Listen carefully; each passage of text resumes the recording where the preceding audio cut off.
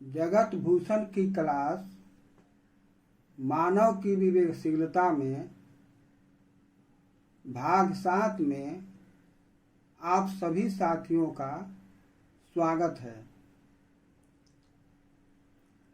आज के भाग में कुछ प्रश्न और उसके जवाब लिए जाएंगे। यह प्रश्न अपने आप से और आप से भी, जवाब अपने आप से आप से भी आज का यह कार्यक्रम है। इस पर हम विचार करेंगे, इसका जवाब खोजेंगे।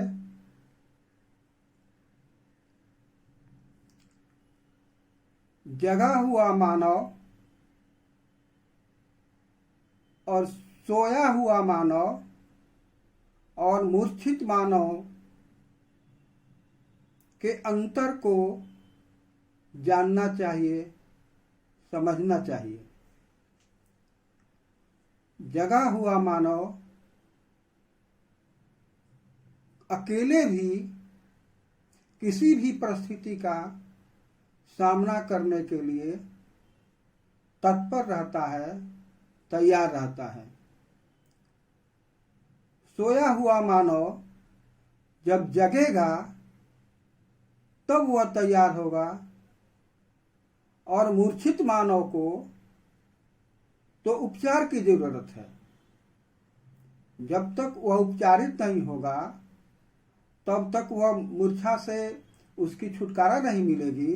जब मूर्छा से छुटकारा मिलेगी तब जगेगा, तब वह कोई काम, कोई बात, कोई संघर्ष करने के लिए तैयार होगा। यह स्थिति है।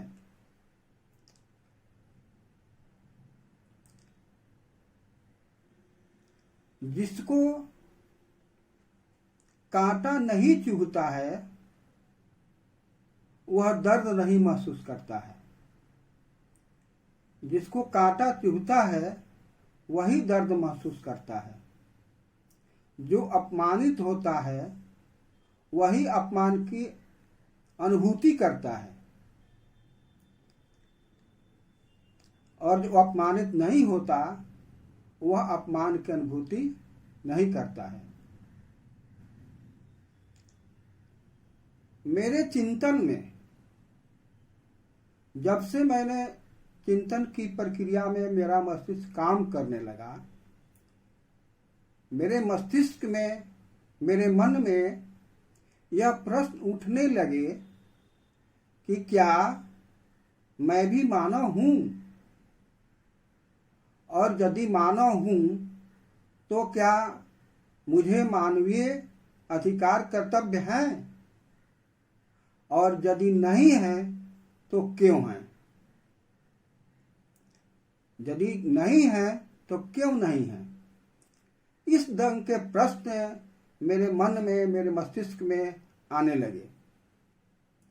ऐसे ही प्रश्न आज के लिए पहला प्रश्न है, क्या मानव का जन्म होता है? क्या मानव के जन्म लेने की प्रक्रिया है? इसका उत्तर हाँ में है। मानव का जन्म होता है और मानव के जन्म लेने की प्रक्रिया भी है। मानव का 2 रूप है, पुरुष और स्त्री, नर और मादा। प्रकृति में स्त्री और पुरुष एक दूसरे के पूरक हैं। एक दूसरे के बिना दोनों का अस्तित्व नहीं है। अतः पुरुष और स्त्री एक दूसरे को सम्मानित करें, सम्मान के साथ जीवन बिताएं। यह पहले प्रश्न का उत्तर हुआ। दूसरा प्रश्न है, क्या ब्राह्मणवाद में, मनुवाद में, हिंदुत्व में मानव का जन्म होता है? इसका उत्तर नहीं में है, नकारात्मक है।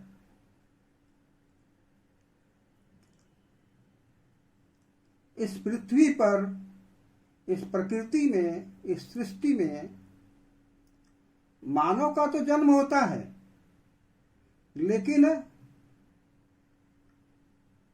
हिंदुत्व में, ब्राह्मणवाद में, मनुवाद में मानव का जन्म नहीं होता है। यहां जाति का जन्म होता है, वर्ण का जन्म होता है,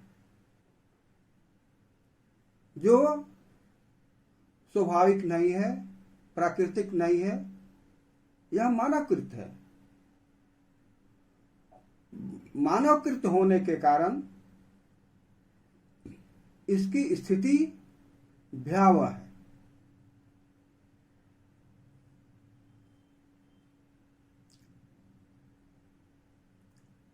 इसका उत्तर यहीं समाप्त होता है। तीसरा प्रश्न है, क्या भारतीय संविधान में किसी जाति, किसी धर्म, किसी मंदिर, मस्जिद, गिरजाघर, इस तरह के अन्य को भारत की नागरिकता प्राप्त है? इसका उत्तर, इसका जवाब नहीं है।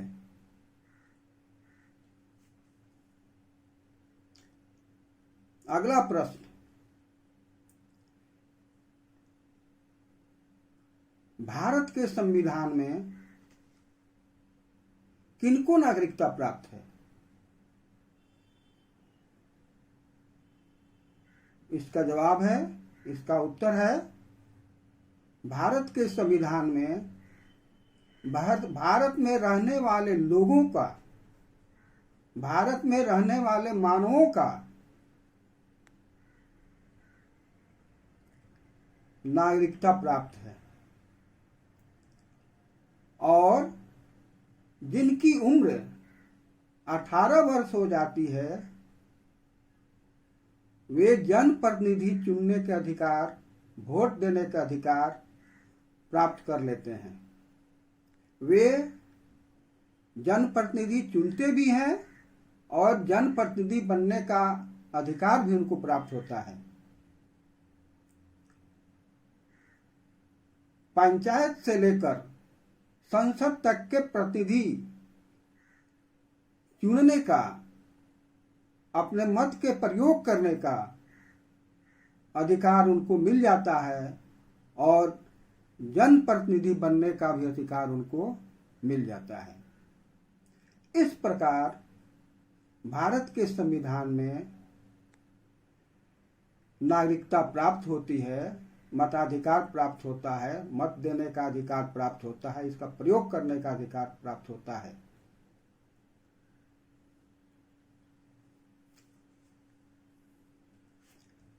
अगला प्रश्न,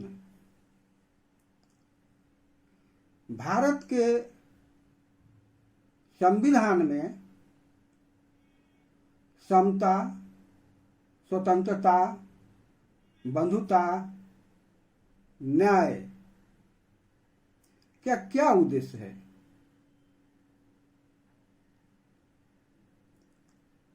इससे क्या होगा? इसका जवाब है,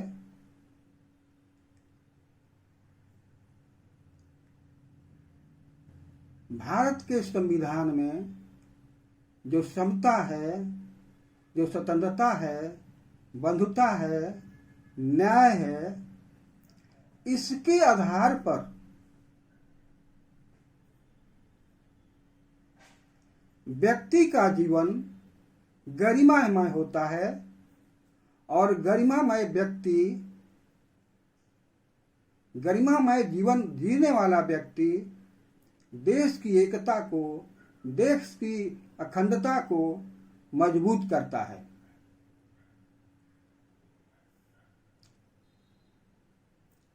अब अगला प्रश्न, भारत के संविधान के अनुसार यहाँ के मानवों का कैसे वर्गीकरण किया गया है, कैसे पहचान की गई है, इसके लिए कौन से टूल्स, तकनीक अपनाए गए। भारत के संविधान के अनुसार सामाजिक और शैक्षणिक और सामाजिक आधार को लेकर मानवों का वर्गीकरण किया गया है। सामाजिक और शैक्षणिक आधार पर जिनका जीवन आगे था, जिनका जीवन बढ़िया था, उनको समान रूप से समान वर्ग में संविधान में स्थान दिया गया। जिनका जीवन सामाजिक और शैक्षणिक रूप से पीछे था, उनको पिछड़ा वर्ग में स्थान दिया गया।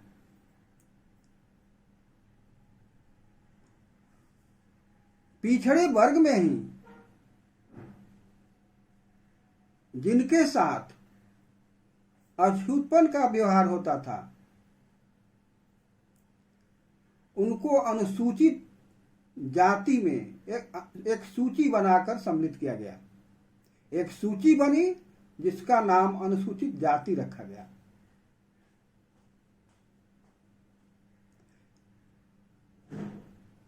पिछड़े वर्ग में ही जिनका जीवन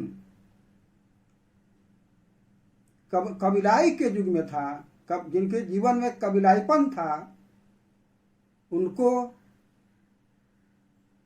अनुसूचित जनजाति एक सूची बनी जिसको अनुसूचित जनजाति कहा गया।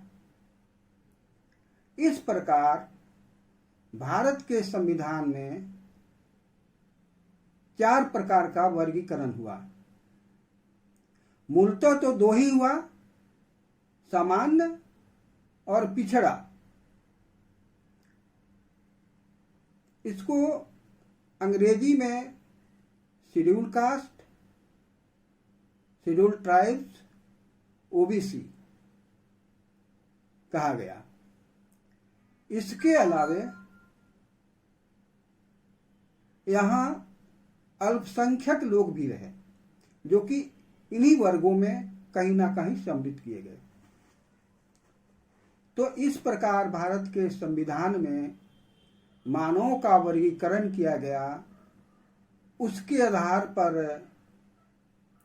उन्हें कुछ सुविधाएं दी गई। जिस प्रकार एक परिवार में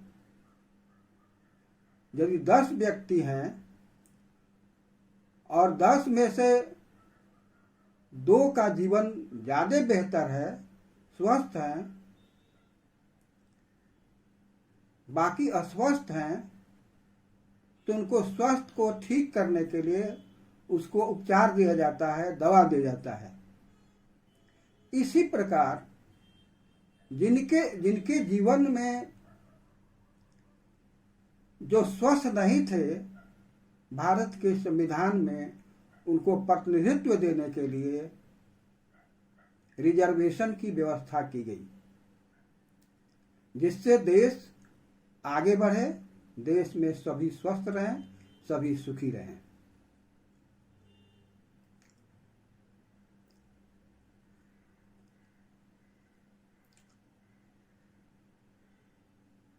आप सभी साथियों को यह जानना होगा शब्द और शब्द के जाल और भ्रम जाल को जानना होगा, समझना होगा। समता एक शब्द है जिसका उल्टा या विपरीत विषमता शब्द है। समता के भ्रमजाल जो शब्द है वह समरसता है। समता को की ताकत को कम करने के लिए, उसको ओझल करने के लिए समरसता शब्द का व्यवहार किया जाता है, जो कि यह समता का भ्रमजाल है। साथियों, जब किसी के मन में प्रश्न खड़ा होता है तो वहां उसका उत्तर भी खोजने का प्रयास होता है। वहां तर्क भी आता है, तथ्य भी आता है और सत्य भी आता है। तो हमें तथ्य के आधार पर, तर्क के आधार पर सत्य को पहचान कर अपने जीवन को आगे बढ़ाना है। इसी के संदर्भ में हमारी ये जो पुस्तक है वैज्ञानिक और मानववादी चिंतन चेतना क्यों कैसे, इस पुस्तक में एक कविता है जिसका शीर्षक है आओ आओ मानव समाज सुखमय बनाए प्रिय। भारत के संविधान के अनुसार भारत के मानवों का जीवन सुखमय होना चाहिए। इसी को हमने इस कविता के माध्यम से संजोया है। आओ आओ मानव समाज सुखमय बनाए प्रिय, प्रारब्ध होता नहीं प्रिय, आत्मा परमात्मा पुनर्जन्म झूठा है प्रिय, चमत्कार होता नहीं प्रिय, वर्तमान जीवन ही जीवन है प्रिय, इसी जीवन को आनंदमय सुखमय बनाना है प्रिय, जियो और जीने दो। आओ आओ आओ मानव समाज सुखमय बनाए प्रिय, मैत्री करुणा के साथ जिए प्रिय, आओ आओ करे मित्रता का आलिंगन प्रिय, आओ आओ मानव समाज सुखमय बनाए प्रिय।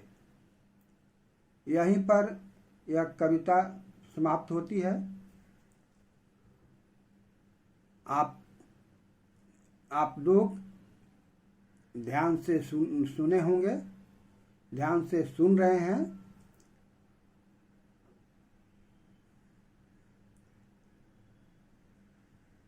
आप सभी इस एपिसोड को, इस भाग को सब्सक्राइब करेंगे, शेयर करेंगे, लाइक करेंगे, कमेंट करेंगे। अंत में समझे समस्या, खोजे समाधान, बढ़े स्वावलंबन, जगे स्वाभिमान। धन्यवाद।